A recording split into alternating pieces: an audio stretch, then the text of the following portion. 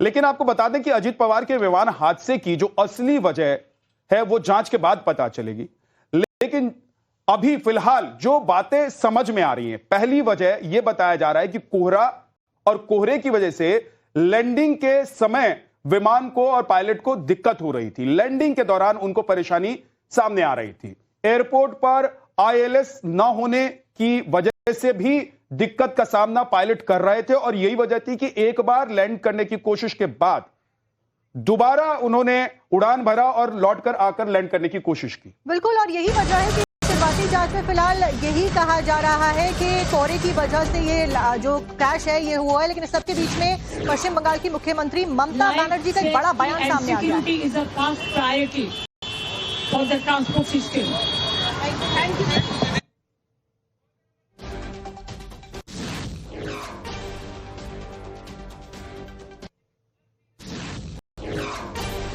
बड़ी खबर बारामती विमान हादसे से जुड़ी हुई यह है कि ममता बनर्जी ने इस पर प्रतिक्रिया दी है। पायलट ने 2 बार लैंडिंग की कोशिश की और इसके बाद यह विमान क्रैश हुआ है।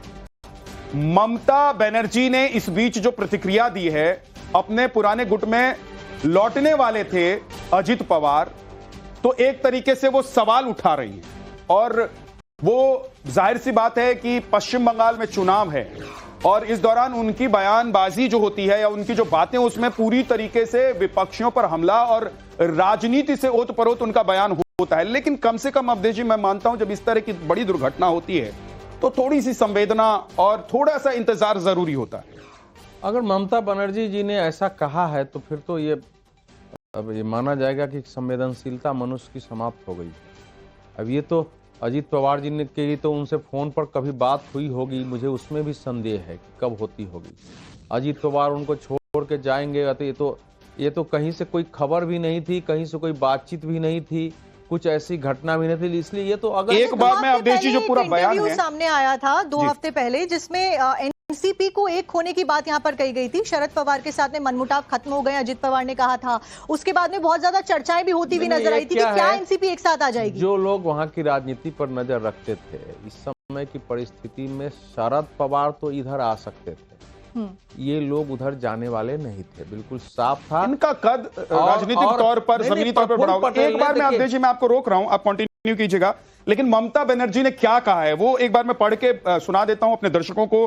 ममता बनर्जी ने जो बयान दिया उसमें उन्होंने कहा कि अजित पवार अपने पुराने गुट में लौटने वाले थे, उससे पहले ही ये दुर्घटना होगी। यानी कि उन्होंने सवाल उठा दिया। एक इससे आगे वो कहती हैं कि देश में लोगों की कोई सुरक्षा नहीं है।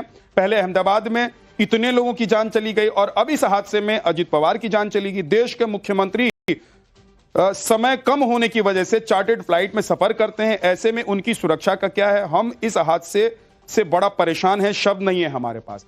अंत में वो कह रही है कि शब्द नहीं है हमारे पास, लेकिन सब कुछ कहने के बाद और सवाल उठाने के बाद पहली 2 पंक्ति जो है उसमें तो ऐसा लगता है जैसे वो जाने वाले थे इसलिए उनकी मृत्यु हो गई। और ऐसा भी लग रहा है कि शायद ममता बनर्जी को कुछ पता भी हो। और वो ये तो बहुत भयानक परिस्थिति है कि आप देश की राजनीति को कहां ले जाना चाहते हैं। क्या कोई पार्टी कोई संगठन में छोड़ के जाता है, कोई सरकार से निकल के जाता है। आपकी प्रतिक्रिया लेंगे, लेकिन एक बार सुनवा देते कि ममता बनर्जी ने आखिरकार कहा क्या है। देखो, I am very much shocked and saddened to hear the message of Ajit Pawar, deputy chief minister. He died today morning in a plane crash. I'm really shocked to see the news. There is no safety and security of the people of this country. की जो असली वजह है वो जांच के बाद पता चलेगी। लेकिन अभी फिलहाल जो बातें समझ में आ रही हैं, पहली वजह यह बताया जा रहा है कि कोहरा और कोहरे की वजह से लैंडिंग के समय विमान को और पायलट को दिक्कत हो रही थी। लैंडिंग के दौरान उनको परेशानी सामने आ रही थी। एयरपोर्ट पर आईएलएस न होने की वजह से भी दिक्कत का सामना पायलट कर रहे थे और यही वजह थी कि एक बार लैंड करने की कोशिश के बाद दोबारा उन्होंने उड़ान भरा और लौटकर आकर लैंड करने की कोशिश की। बिल्कुल, और यही वजह है कि शुरुआती जांच में फिलहाल यही कहा जा रहा है कि कोहरे की वजह से ये जो क्रैश है ये हुआ है। लेकिन इस सबके बीच में पश्चिम बंगाल की मुख्यमंत्री ममता बनर्जी का एक बड़ा बयान सामने आ गया है। For the transport system.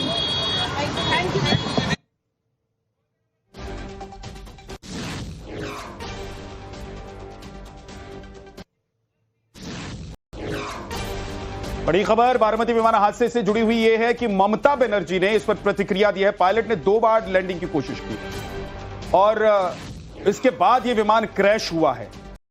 Mamata Banerjee ने इस बीच जो प्रतिक्रिया दी है, अपने पुराने गुट में लौटने वाले थे अजित पवार, तो एक तरीके से वो सवाल उठा रही हैं और वो जाहिर सी बात है कि पश्चिम बंगाल में चुनाव है और इस दौरान उनकी बयानबाजी जो होती है या उनकी जो बातें, उसमें पूरी तरीके से विपक्षियों पर हमला और राजनीति से ओतप्रोत उनका बयान होता है। लेकिन कम से कम अवधेश जी, मैं मानता हूं जब इस तरह की बड़ी दुर्घटना होती है तो थोड़ी सी संवेदना और थोड़ा सा इंतजार जरूरी होता है।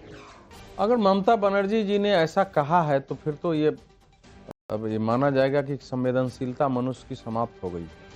अब ये तो अजित पवार जी ने की तो उनसे फोन पर कभी बात हुई होगी, मुझे उसमें भी संदेह है कि कब होती होगी।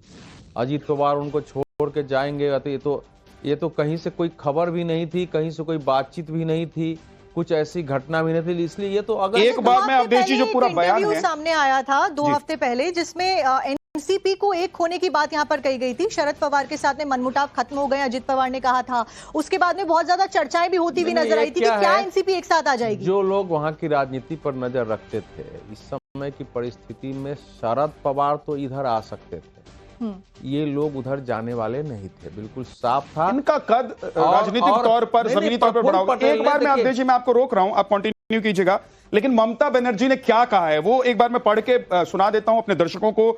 ममता बनर्जी ने जो बयान दिया उसमें उन्होंने कहा कि अजित पवार अपने पुराने गुट में लौटने वाले थे, उससे पहले ही ये दुर्घटना होगी, यानी कि उन्होंने सवाल उठा दिया। एक इससे आगे वो कहती हैं कि देश में लोगों की कोई सुरक्षा नहीं है। पहले अहमदाबाद में इतने लोगों की जान चली गई और अब इस हादसे में अजित पवार की जान चली गई। देश के मुख्यमंत्री समय कम होने की वजह से चार्टर्ड फ्लाइट में सफर करते हैं, ऐसे में उनकी सुरक्षा का क्या है। हम इस हादसे से बड़ा परेशान है, शब्द नहीं है हमारे पास। अंत में वो कह रही है कि शब्द नहीं है हमारे पास, लेकिन सब कुछ कहने के बाद और सवाल उठाने के बाद पहली 2 पंक्ति जो है उसमें तो ऐसा लगता है जैसे वो जाने वाले थे इसलिए उनकी मृत्यु हो गई, और ऐसा भी लग रहा है कि शायद ममता बनर्जी को कुछ पता भी हो। और वो ये तो बहुत भयानक परिस्थिति है कि आप देश की राजनीति को कहां ले जाना चाहते हैं। क्या कोई पार्टी कोई संगठन में छोड़ के जाता है, कोई सरकार से निकल के जाता है। आपकी प्रतिक्रिया लेंगे, लेकिन एक बार सुनवा देते कि ममता बनर्जी ने आखिरकार कहा क्या है। देखो, I am very much shocked and saddened to hear the message of Ajit Pawar, deputy chief minister. He died today morning in a plane crash. I'm really shocked to see the news. There is no safety and security of the people of this country.